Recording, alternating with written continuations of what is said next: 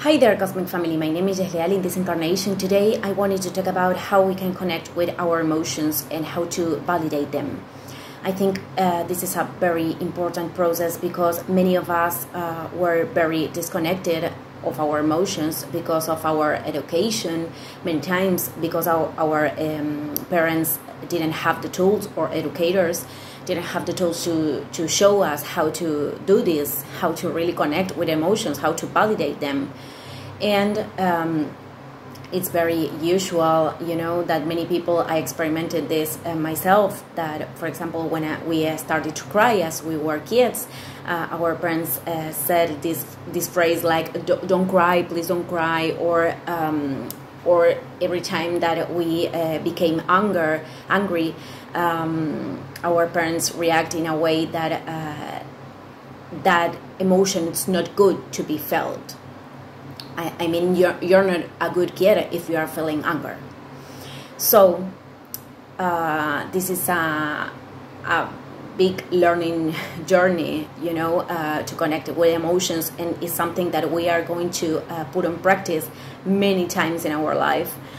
And it's basically, I will talk about this later, but it is linked with the wounds of our inner child, of course.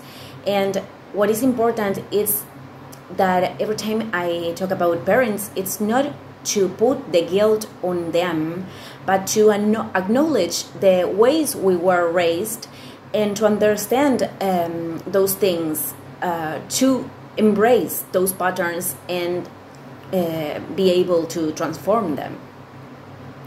So people who are disconnected from emotions feels, for example, that express them are a weakness.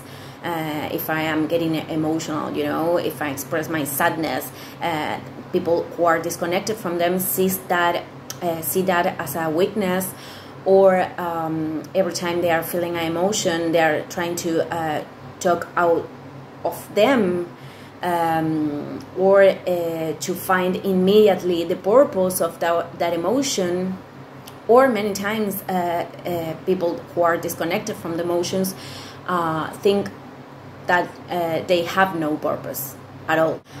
Other signs that we could feel that we could be disconnected from our emotions could be that I need to justify every time I feel something, or I literally feel numbed, or I have to find the sense of that immediately.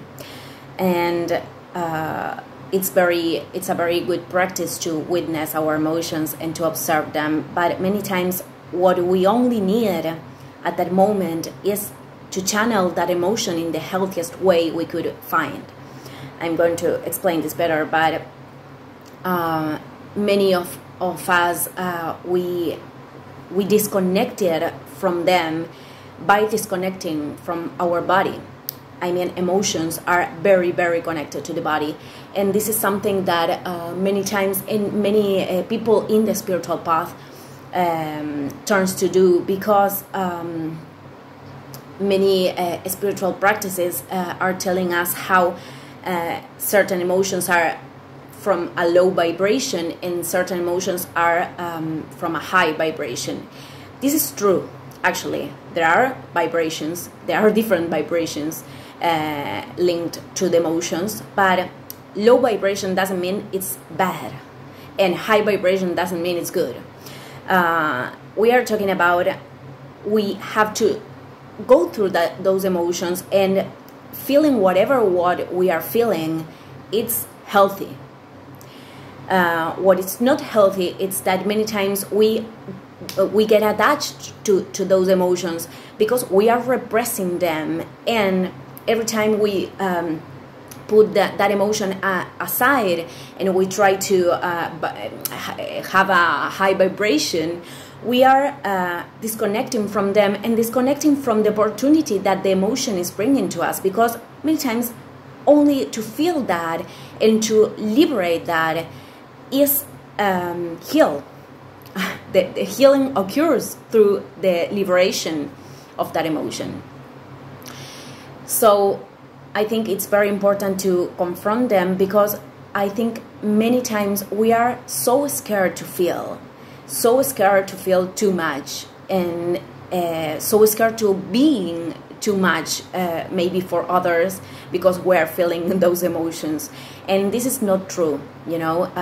We are all humans and we all feel them, but we were taught to disconnect from them, and many spiritual practices are supporting this, and I don't think this is healthy at all.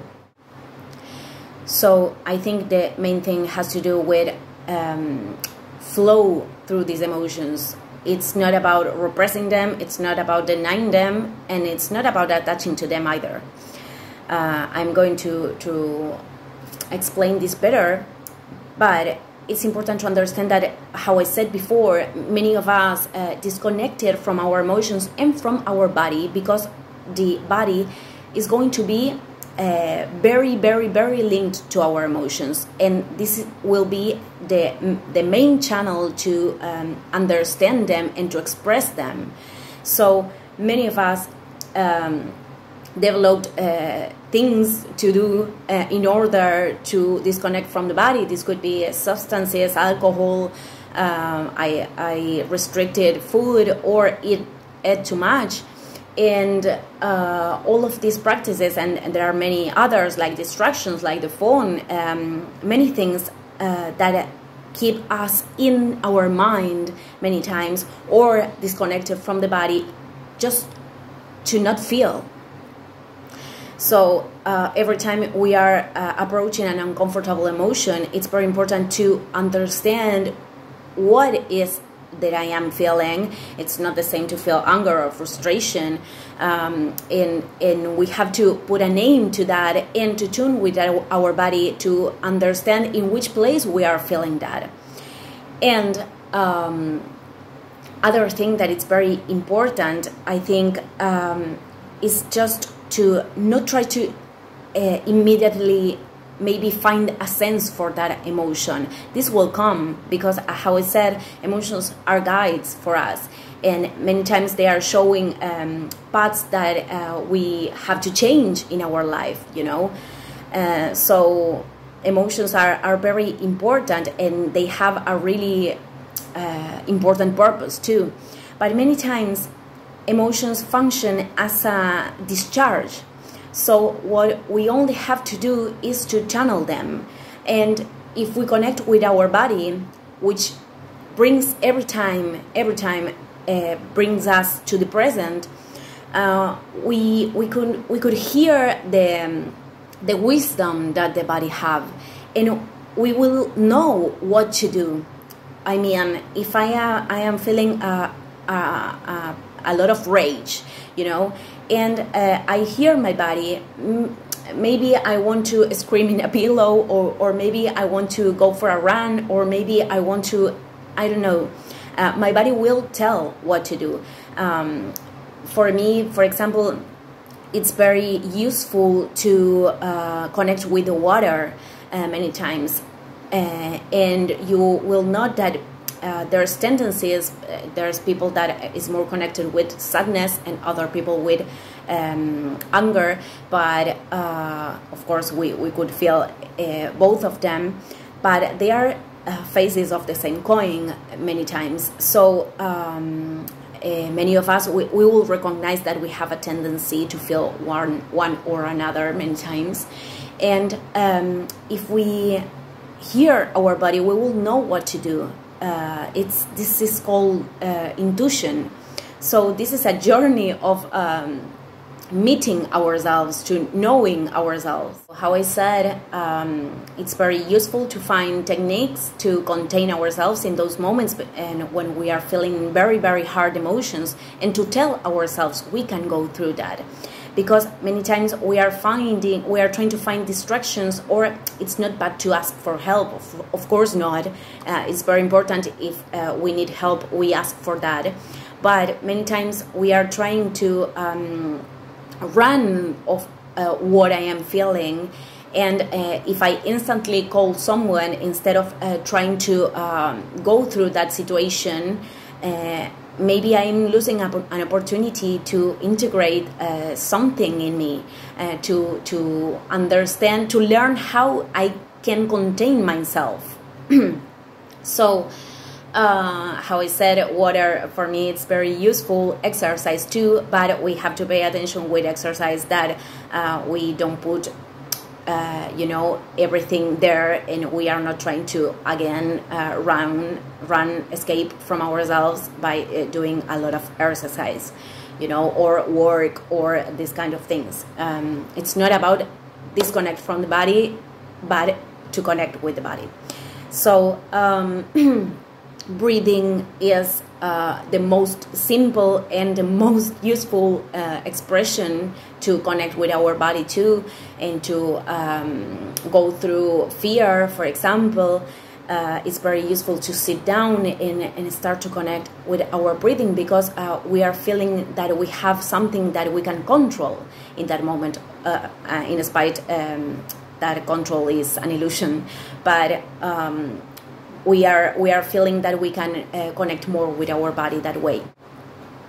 So the last thing I wanted to say, but it's very important, is the acknowledge. This is something that we have to recognize in ourselves, and nobody could tell us when an emotion is already drained, And this is very important, because many times we could get attached to emotions, and we have to witness and observe what we are telling to ourselves in order to keep feeling that.